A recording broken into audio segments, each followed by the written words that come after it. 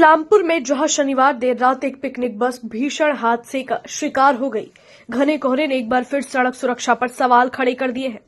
इस दुर्घटना में 10 से ज्यादा यात्री घायल हो गए हैं। इस्लामपुर रायगंज मार्ग से कूच बिहार जिले के रसीकबील जा रही एक पिकनिक बस शानदार देर रात इस्लामपुर के चौरंगी मोड़ के पास दुर्घटनाग्रस्त हो गई। बस में करीब 35 यात्री सवार थे। घने कोहरे की वजह से बस चालक को सड़क पर बना डिवाइडर दिखाई नहीं दिया और बस नियंत्रण खोकर सीधे डिवाइडर से टकरा गई। टक्कर इतनी जोरदार थी कि बस के कुछ पहिए निकल गए और तेल की टंकी फटने से डीजल सड़क पर फैल गया। घटना के बाद बस में सवार यात्रियों के बीच अफरा तफरी और दहशत का माहौल बन गया। इस हादसे में 10 से अधिक यात्री घायल हुए हैं, जिनमें से एक बुजुर्ग यात्री की हालत गंभीर बताई जा रही है। सूचना मिलते ही इस्लामपुर थाने की पुलिस मौके पर पहुंची और सभी घायलों को तुरंत इस्लामपुर सब डिविजनल हॉस्पिटल में भर्ती कराया गया। स्थानीय लोगों का आरोप है कि इस इलाके में बिना प्लानिंग के डिवाइडर बनाया गया है, जिससे आए दिन दुर्घटनाएं हो रही है। सड़क की चौड़ाई कम होने और बीच में डिवाइडर होने से रास्ता और संकरा हो गया है, जो हादसों की बड़ी वजह बनता जा रहा है। फिलहाल इस्लामपुर थाने की पुलिस पूरे मामले की जांच में जुटी है। प्रशासन से स्थानीय लोगों ने सड़क की बनावट और डिवाइडर की समीक्षा करने की मांग की है, ताकि भविष्य में ऐसे हादसों को रोका जा सके। কোথায় বাড়ি আপনাদের? আমাদের রায়গঞ্জ। কোথায় যাচ্ছিলেন? পিকনিকে। কোথায়? এই রশিদপুর। রশিদপুর। কতজন ছিলেন বাসের ভিতরে? 25 জন। কারো চোট লেগেছে?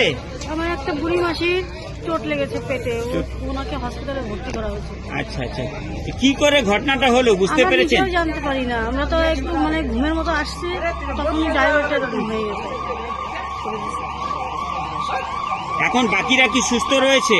বাকি সবাই সুস্থ, শুধু একটা মাসির ক্ষতি হয়ে গেছে। ক্ষতি হয়েছে, ওকে হসপিটালে নিয়ে যাওয়া হয়েছে। হ্যাঁ। কি নাম আপনার? আমার গৌরী বর্মন। কোথায় বাড়ি? রায়গঞ্জ। ঘটনাটা এখানে ঘটনা ছিল, ওরা রায়গঞ্জ থেকে শিলিগুড়ি অবধি পিকনিক যাচ্ছিল। এখন তো এগুলো যে আমাদের রাস্তার মধ্যে ডিভাইডার লাগানো আছে, এই ডিভাইডারগুলো কিন্তু এই ডিভাইডারের জন্য অনেকগুলো অ্যাক্সিডেন্ট হয়েছে। ঠিক আছে, আপনারা দেখেন এই যে রাস্তার মধ্যে যে ফুটপাথ বানাইছে, এটার জন্য অ্যাক্সিডেন্ট হয়। ঠিক আছে, কিন্তু পুরো কনজেস্ট রাস্তা আছে, এটা ডিভাইডার লাগানোর কোনো দরকার নেই এখানে। এই ডিভাইডারের জন্য অনেক অ্যাক্সিডেন্ট হয়েছে ইসলামপুরে। 2 দিন 3 দিন পরে একটা অ্যাক্সিডেন্ট হতে থাকে এখানে। ঠিক আছে, কিন্তু আমি জানি যে ইসলামপুরে যে মিউনিসিপ্যালিটি এটা পারমিশন দেয়। ঠিক আছে, কিন্তু ওরা যে পারমিশনটা দেয় কি, এটা যে মিউনিসিপ্যালিটি এরিয়া, ওরা কি করে পারমিশনটা দেয় এখানে?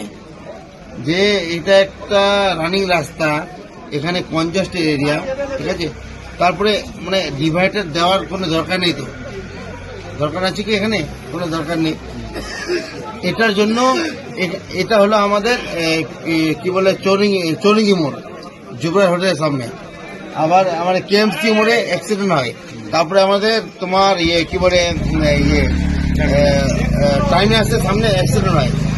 হ্যাঁ, অ্যাক্সিডেন্ট প্রায় হতে থাকে এগুলোর জন্য। প্রত্যেকটা মোড়ে ট্রাফিক, হ্যাঁ প্রত্যেকটা মোড়ে ট্রাফিক আছে। কিন্তু কোনোভাবে কি মনে করছেন যে রাস্তাটা অপরিকল্পিতভাবে করা হয়েছে বলে এরকম হচ্ছে? একদম ডেফিনেটলি করা হয়েছে।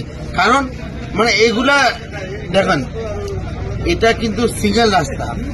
ঠিক আছে, এগুলা যে দিয়েছে এটার জন্য কিন্তু আপনারা এগুলা যতদিন দিয়েছে, এতগুলো যে অ্যাক্সিডেন্ট হচ্ছে আপনারা বলতেছেন এই ডিভাইডারের জন্যই হচ্ছে। ডিভাইডারের জন্য কিন্তু হয়েছে। এই ডিভাইডারের জন্য কিন্তু হয়েছে। একবার না, আগে অ্যাক্সিডেন্টে আমরা বুঝতে পারতাম না অ্যাক্সিডেন্ট কাকে বলে। এগুলা দেওয়ার পর অ্যাক্সিডেন্ট কিন্তু প্রায় হয়। সেদিনকে একটা অমূল্য গাড়ি অ্যাক্সিডেন্ট হলো, না থাকা গাড়ি। ঠিক আছে, দাদা আপনার নাম? দাদা আপনার নাম? আমার নাম ইরশাদ আলম। ঠিক আছে, পুরোনো বাস স্ট্যান্ডে আমাদের অ্যাক্সিডেন্ট হয় না, কারণ আমাদের পুরোনো বাস স্ট্যান্ডে দেয়নি। ঠিক আছে, কেএমসি মোড়ে কি হয়েছিল আপনারা কিছু একটা বুঝতে পারছিলেন কিভাবে অ্যাক্সিডেন্ট হয়েছে? আমরা তো বসেছিলাম, তো শুনতেছি ডিভাইডারে একটু সাইডে লাগে টাইগে এরকম একটা অ্যাক্সিডেন্টের ঘটনা হচ্ছে। সেরকম সামনাসামনি কোনো গাড়ির সাথে হয়। কোথায় যাচ্ছিলেন? আমরা রায়গঞ্জ থেকে রশিদবিল যাচ্ছিলাম কুচবিহার পিকনিকের জন্য। কতজন ছিলেন আপনারা? এখানে আমরা মোটামুটি 32-33 তো 35-37 জন হবে। গাড়ির যে অবস্থা হয়েছে মনে হচ্ছিল গাড়ি একটু বেশি স্পিডে ছিল, এরকম কি মনে হয়েছিল আপনাদের? না না, সেরকম না, নর্মালি গাড়ি চালায় আসতেছিল, ওরকম কোনো যে খুব পিক আপে আসছে এরকম আসে। কি নাম আপনার? আমার নাম মলয় দাস, কোথায় বাড়ি? Raiganj Indira colony college.